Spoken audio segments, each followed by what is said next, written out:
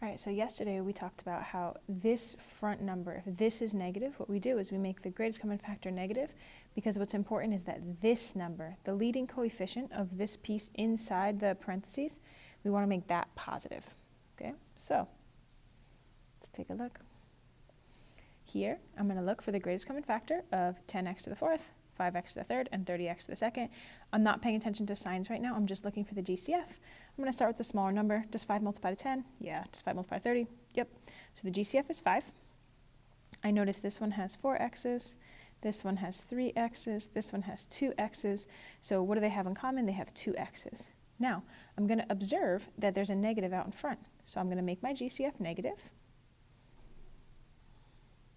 And that's going to cause this number right here to be positive. Okay, so let's do numbers first. Negative 5 times what is negative 10? Negative 5 times 2 is negative 10, right? Negative times positive is negative. Okay, x times x times x is going to be x to the fourth, so I need 2 more x's here.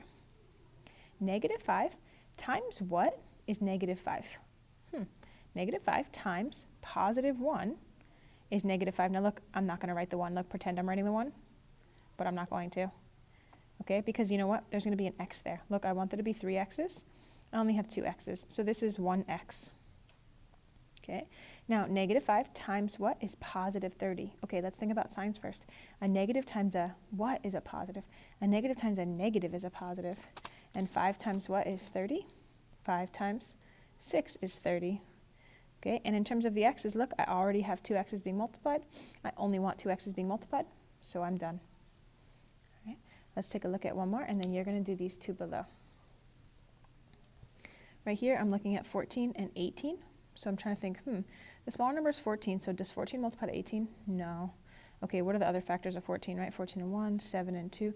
Does 7 multiply to 18? Also no. Does 2 multiply to 18? Yes. Okay, so GCF is 2. And then let's take a look at the variables. I have 2 A's and 3 B's. Here I have 1 A and 5 B's. What do they have in common? I see an A here and an A here. I see 3 B's here and 3 B's here. So what they have in common is an A and 3 B's. That's the GCF. I notice this is negative, so I'm going to make the GCF negative. Okay, now we got to be careful with this one, right? Because we just have like a lot going on here. Okay, so let's start with the numbers. Negative 2 times what is 14? 7. Okay, now look, the fact that I actually wrote out the A's and B's is really helpful because I can see, oh look, I already captured the GCF, the A and the 3 B's, but what's left over that I still want to have here is an additional A. Right, so look, negative 2 times 7, negative 14. A times A squared. B to the power of 3, already I have the 3 B's, I don't need any additional B's. Okay, now, negative 2 times what is positive 18? Okay, so negative times negative is positive. 2 times 9 is 18, right? And again, you can just use your tools. 2 times 9 is 18. And then let's see what's left. Right here, I want there to be 1A. I already have 1A. I want there to be 5 B's. Oops, so I need 2 more B's because I only have 3 here.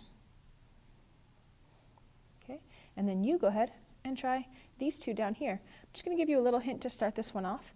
There isn't a number that goes into 1, negative 5, and 50, right? The issue is, and there's no x here, so there's no greatest common factor, just 1.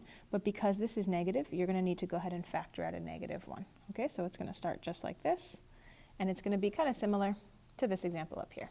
Okay, go for it.